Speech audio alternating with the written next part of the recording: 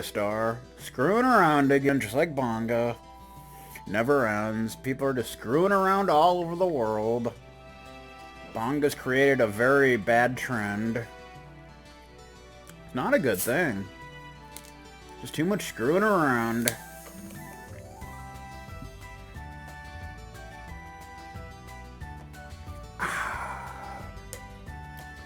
That's the stuff. Hostess.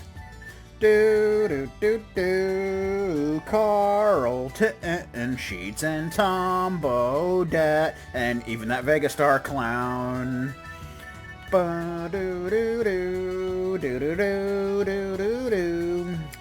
Alrighty then. So it is 1:38 p.m. May 27, 2019. Unfortunately, I couldn't stream yesterday because I wasn't feeling good at all, so I was really tired, had a headache, diarrhea, that kind of thing, and I just couldn't. I wouldn't make it through a stream. It wouldn't have been good. So, but we're streaming today. I'm feeling better. It's good times, and we have some items to find here on the overworld.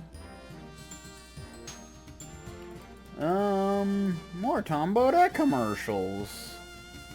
Aw, yeah.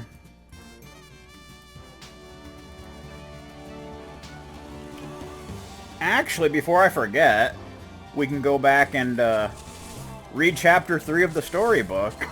I kind of forgot about that. We can go ahead and do that. Because we're going to be getting Chapter 4 in the next town anyway, so, you know. We're back here in Kieran Abbey. See what's going on.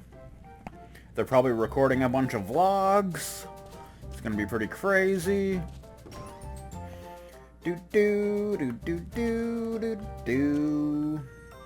Alright, what do we got here?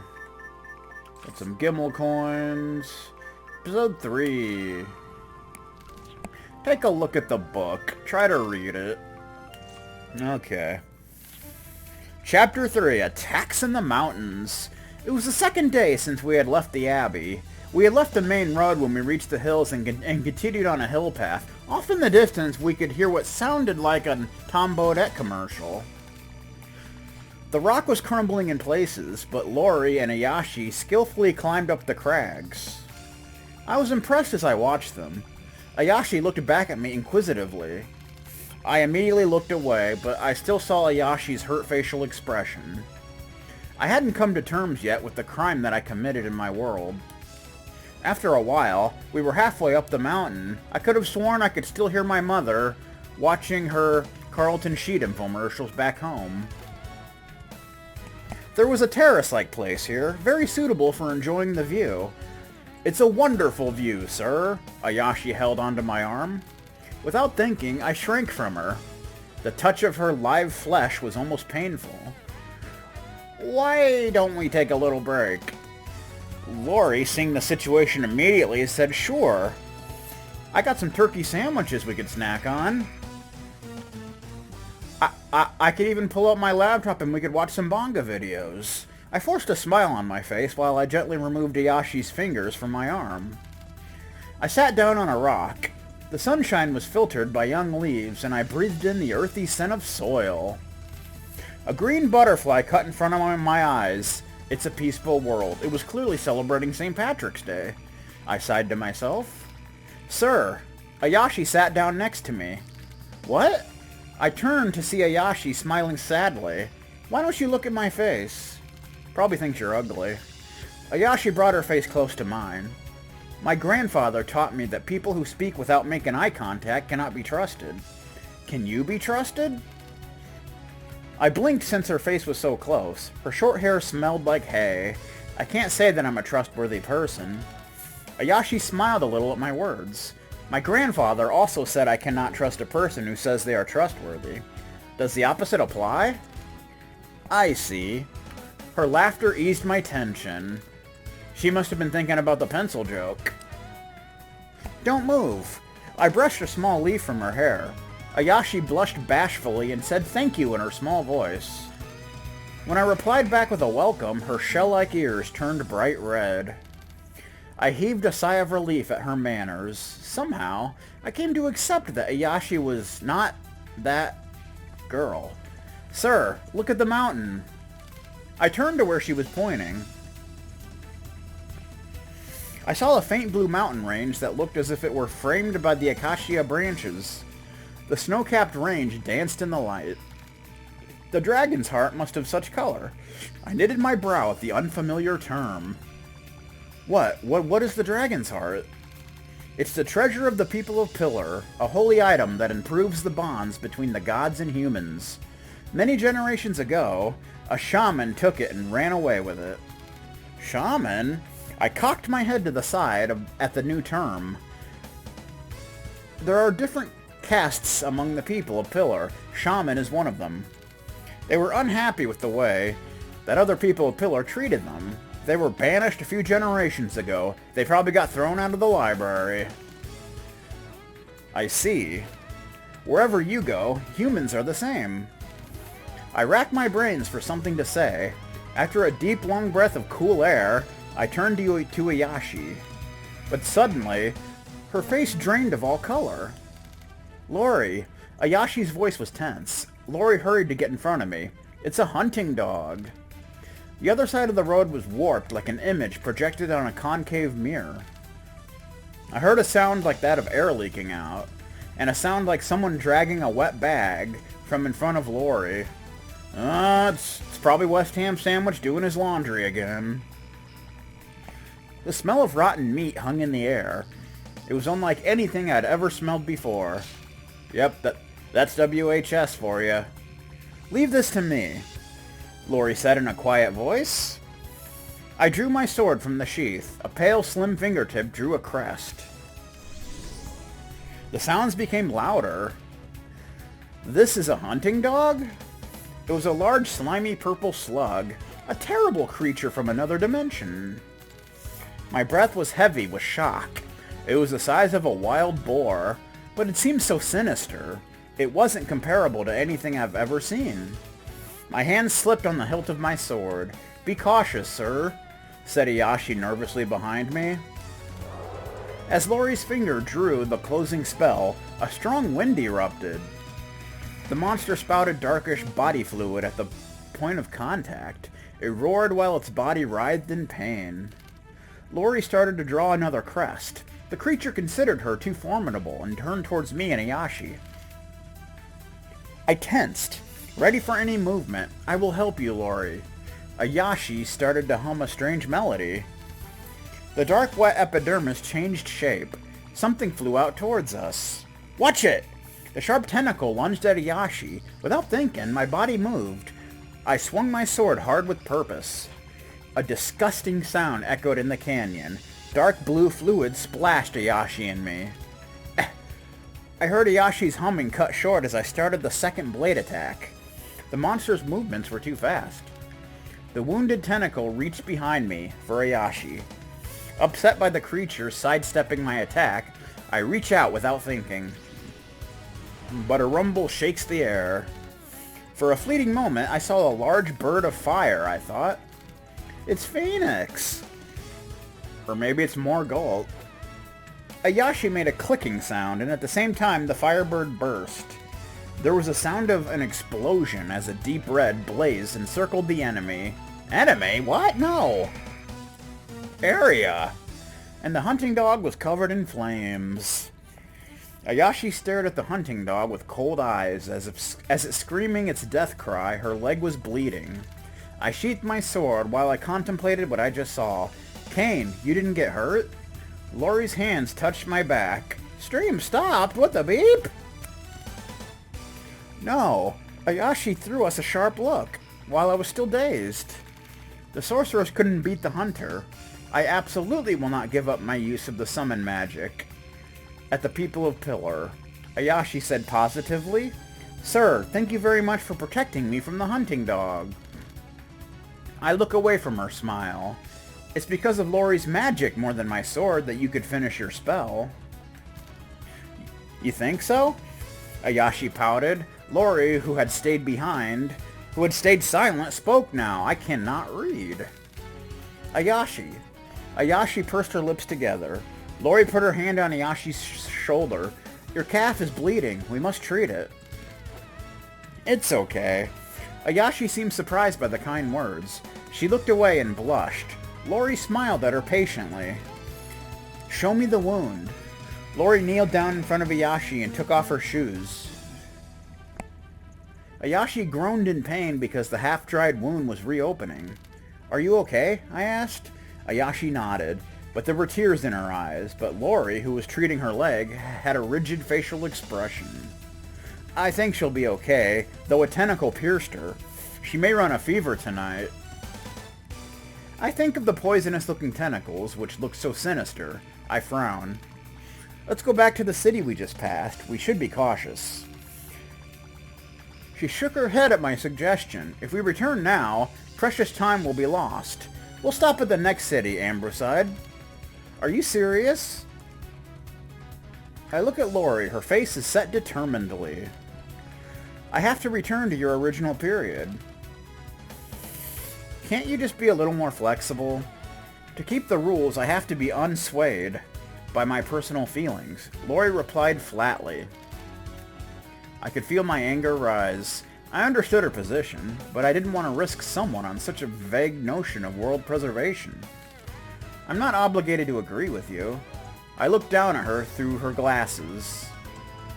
I know. She turned her face away. When I tried to say more, I heard a weak voice behind me. It's okay, sir. We can keep going. I don't want to cause trouble for the Abbey. She looked up at me with her doe eyes. Even if she got sick or caught a fever, there was no way to treat her in the mountains. I thought it mean of Lori to word it that way. Ayashi continued to look at her wound. I'm okay with it, she said. I'm okay, she repeated.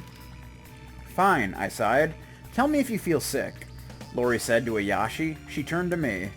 If we hurry, we can reach a campsite. It's just a little further. As the sun set, Ayashi's panting deepened, but Lori would not stop. I decided to carry Ayashi on my back as we continued on the mountain path. Complete darkness had fallen when we reached the campsite. Lori set the barrier and prepared camp. I think we're playing Tales of Vesperia all of a sudden. Ayashi, are you okay? I asked. She was faint with fever. There was no response. You must be tired from carrying Ayashi. Quiet, TweetDeck. Nobody asked you. You're not part of the story, bitch. Why don't you try and get some sleep? Lori said calmly to my back. I turned around to face her. I don't feel like sleeping. I need you in good condition tomorrow.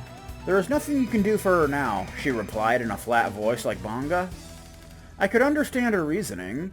It's a different story to accept it. When I set the shield, it blocks the anyone from crossing the barrier, except the setter. If you have anything to do, do it now. I laid down on the blanket without a word. As soon as I closed my eyes, I got sleepy. Both my body and spirit were tired. I dreamt I was being chased by Kanaruda. I ran through the woods at night. As soon as I thought I had escaped her, I would hear her footsteps right beside me. After a few times, I woke up. I reached for my pack to get something to wipe my sweat. Huh? I could not see Lori anywhere. She must have went to watch one of Bonga's streams. But it was already after midnight. According to the location of the moon, I sat up and looked around. I lay down and pretended to be sleeping. I saw Lori return with a canteen and a piece of cloth in her hands. Her footsteps passed me and headed to where Ayashi was sleeping. She gets so hot so quickly. There was a sound of splashing water. Lori was continuously wetting and wiping Ayashi's forehead with the cloth. I heard her footsteps go far away again. I bit my nails under the blanket. She must be tired. We had spent the whole day walking. Yet after realizing Ayashi's condition, she stayed up to do this. I looked at her from between my blankets. She wrung the wet cloth with her hands and wrapped Ayashi's leg with it. Her profile looked serene and noble. I sighed. She also felt conflicted between Ayashi and the mission's constraints. Someday, that softness will collapse into bitterness, cynical to the end. Just like Doc Sigma. Lori made sure that Ayashi's breathing was even before she stood up again. Unsure of what to say or how to apologize, I continued pretending to be asleep. Chirping birds told me it was morning. Without knowing it, I had fallen asleep. Wake up, it's time for breakfast. Ayashi took off my blanket. Oh, good morning. You seem to have recovered. Her cheek was cool to the touch. Ayashi smiled. Good morning, Kane. I was just watching some Luigi's Adventure episodes. Lori was warming bread on a skillet over the fire. She looked the same, yet. Looking closer, her movements seemed slower. If she is overworking herself, she's not letting on to me or Ayashi. We'll try to reach Ambroside today, Lori stated. Okay, I will make the tea. Lori looked up in surprise. I took the kettle off the fire. Our eyes tangled together and I smiled. She realized that I had noticed her efforts and looked away, a bit shy. The blood also rose in my cheeks. Please, she said, still looking away. The golden morning sun was dazzling. I stretched and breathed in the fresh morning smell of May. Hey, it actually is May. What are the odds of that? And that's the end of Chapter 3. Good stuff. Okay, we'll be back when we get Chapter 4. But next, we gotta find some items on the world map. And these are kind of a pain because some of them are in the water, and at this point, like, there's lots of different land we can go to, so they're kind of a pain to get, but we'll do our best. I believe there are 8 items we can get. 4 of them are on land. And, no, 5 of them are on land, and 3 of them are in the water. So, let's see here. Let us see. Some of them are some pretty good items, so we definitely want to pick them up, Carlton Sheet style. Ba,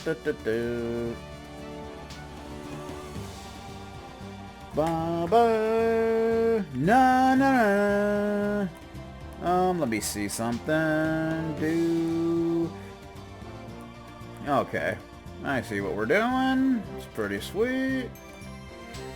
I think first we're gonna go for the water ones. Also, maybe we'll encounter that, where the hell did my ship go? Where is it? Don't make me come over there. There it is. Maybe we'll also encounter that grow apple dude. Stream stopped again. You can't do that on television. You can't even do that on the stream network. Okay. So the best way to find them is by, the, XY coordinates, which I'm not very good at following, but we'll do our best. Let's head over here.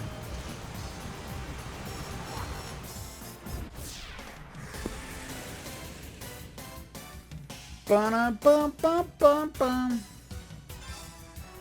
Maybe it's the weather where you are. Maybe something's going on with it. Crab bubbler.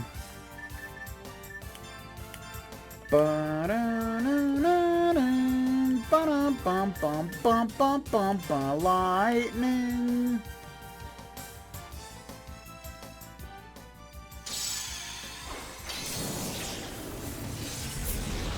Burst breaker increased skill. Nice.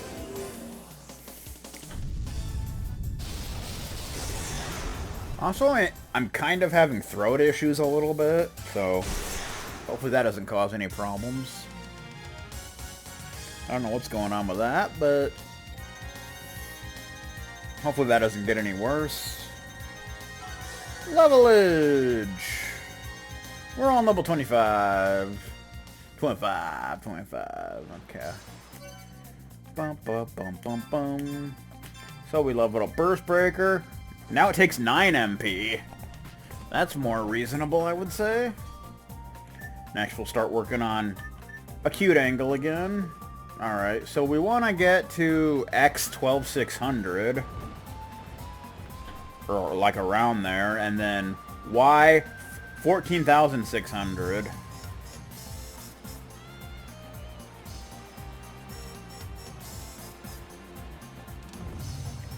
Okay, it'll probably be around here somewhere. There it is. We got one! It's a message in a bottle! Kinda makes me want to listen to some Sting. You know what I'm talking about? There's a bottle bobbing on the waves. There appears to be something inside. Rolled up inside the bottle is a letter. Wanted, a special friend. I'm the captain of a merchant ship. No salty old dogs for me. I want a cabin girl who doesn't have her sea legs yet. The letter oozed a repulsive aura of desperation that went beyond merely stupid. Reading further would be cruel. As if putting this repugnant, unrequited libido to rest, the party replaced the letter, weighted the bottle, and hurled it out to sea. Staring wordlessly at the bottle as it disappeared into the depths, the party's mood plummeted with it. Aww. Well, that was unfortunate. That doesn't really mean anything, it's just like random silliness. Oh! We should be able to get some good experience from this guy now that we can do Accelerator. Oh, too bad we're low on MP. I should have saved my MP for this, but oh well. Do do do do do do do do do do do. Accelerator! We're gonna get some EXP. Strike, buddy. Bow 1926! Holy crap, that hurt a lot. Look at that experience! 19,250. That is disgusting. That is absolutely disgusting for this point in the game. Oh my god. So that's probably gonna be like 2 or 3 levels each. Oh boy. Let's just skip that. We're gonna be here for a while. So we all gained 2 levels, Jack gained 3. That is ridiculous. That is an easy way to grind levels quick. Even more so later on, once all your characters have enough speed to go before he does. Oh boy. Safe to say I'm over-leveled now. I was probably already a little over-leveled. Let's see. Stream stopped again? The freak is going on over there? Oh boy.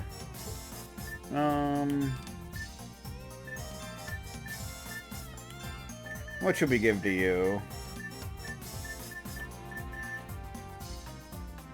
Guess we'll give you that. Why not?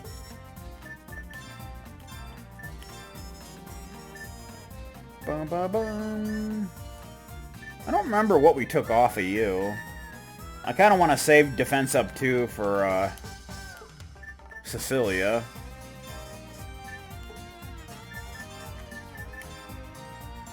It takes 4 points, so... let's give you... Let's see, you already have... Okay, we took off some of your elemental protection, so... We'll give you Windbreaker back. Okay, that's fine. Anyway, where the hell were we? I don't even remember.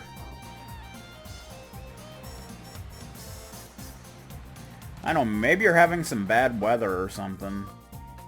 Something's going on with your connection for some reason, I don't know, but...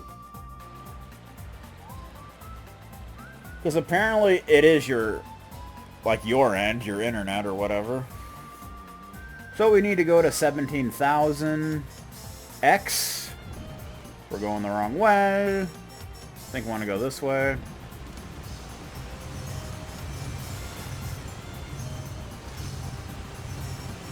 $17,000. Oh, there's an ambush. Cecilia's in trouble! Oh, no shit. A little help here, guys. Magic Zone. Oh, it increases the strength of magic. Do-do-do. What are you weak against? I don't remember. Thunder, okay. Thunder I can do. Thunder I can do.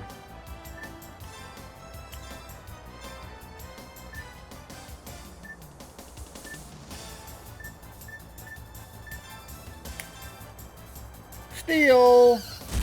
You stole an Earth gem! Can't do that on television. Can't even do that on the Home Shopping Network.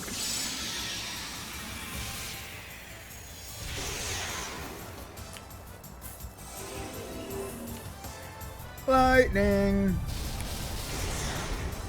Okay, that magic zone you did kind of screwed you over, I'm just saying.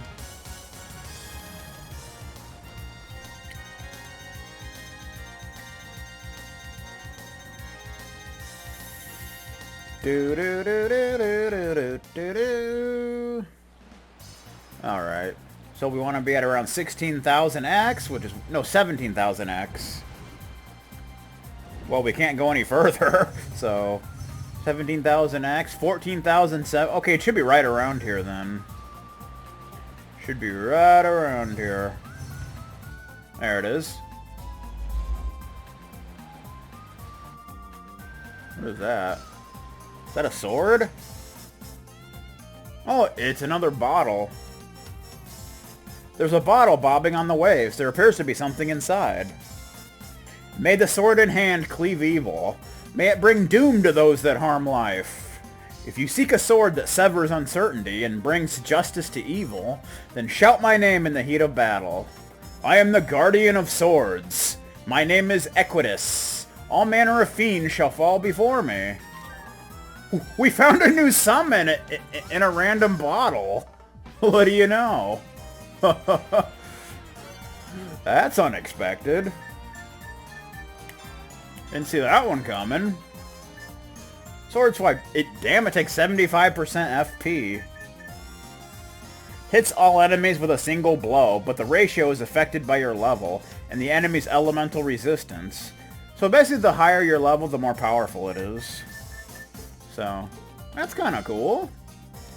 Wow. I don't know why there would be a medium inside a bottle, but whatever, dude. Whatever. One more in the water, and it's not very good, but we'll go ahead and snag it anyway. Let's see, we want to go to X5700, which is way over here. It's way over here.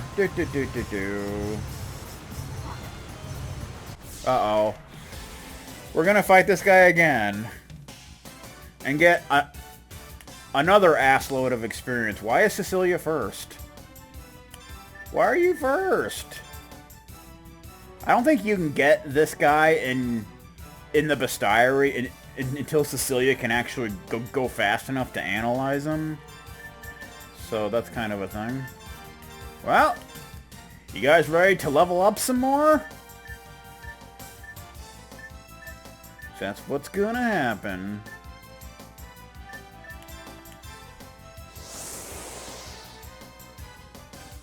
Although maybe I should have done the buddy one. I don't know how much... Yeah, I should have. It seems to hurt a lot more, but oh well. Still gave almost 4,000 experience. So that's a thing. So yeah, this is a really easy way to get high leveled early on. Once you get to at least level 25. You know what I'm talking about? Cecilia's gonna gain a level, as is Rudy. Unfortunately, Jack is not, because he's a pool expert. Cecilia reaches level 28. That's good stuff.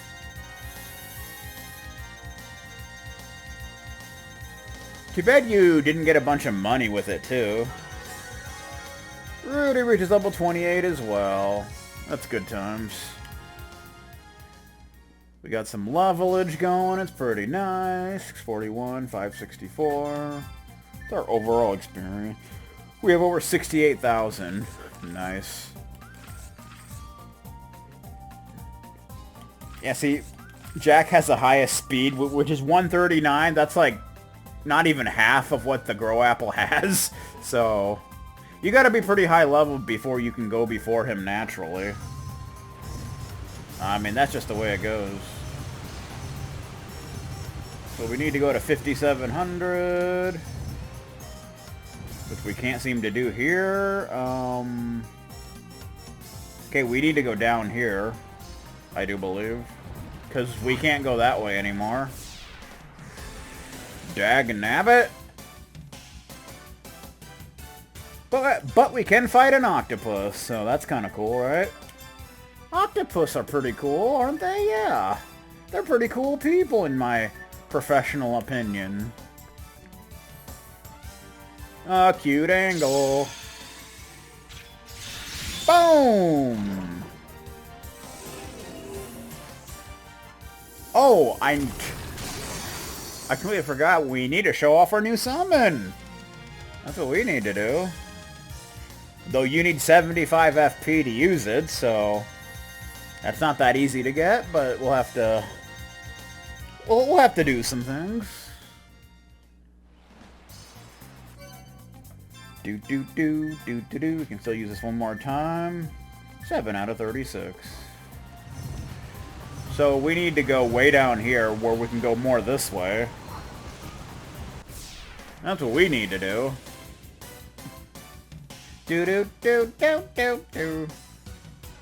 Oh, I don't like that this jerk's here. I don't like that this jerk's here. He's a little pool expert as far as I'm concerned. We'll just do Strike Buddy to get rid of him. Bum bum bum bum bum bum. Strike Buddy, the San Francisco treat. Boom! I'm not sure why Strike Buddy hurt the Grow Apple so much. Hurt him like over 1,000. He brought up his speed, which really doesn't matter in the grand scheme of things. Gonna try and get her FP up to 75 so we can use that summon. Yes, hit her. 32%, okay. We're making some headway, making things happen. It's pretty sweet. He desperately wants to poison Cecilia, and he does. Carlton Sheet style. That's what it is.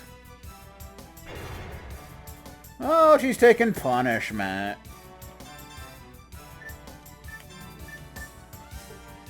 We'll just have to use an antidote then. How about that? We got plenty. Not too concerned with it. Trying to poison her again. Oh, trying to poison Rudy now, but guess what? He nullified it. How you like him now? Almost there. Hopefully he doesn't die like right before we get there, or this will be a big waste of time. One more turn should hopefully do the deed, as they say. Okay, we got it. We got it. Poison? You bastard! I'm taking damage now. Sword swipe. Go ahead, heal poison again. There you go.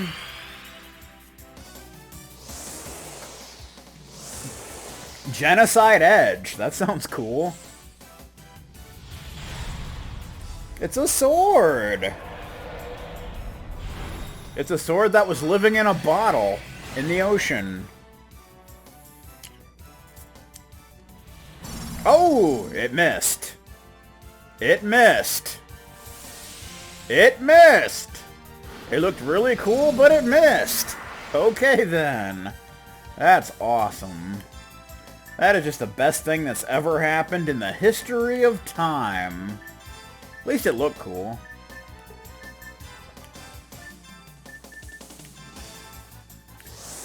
This game has a lot more summons than Wild Arms 3 did. Which is cool.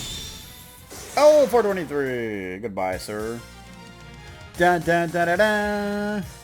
Random water break too. I'm okay with that. I'm sure Stand Up Adventures is okay with that.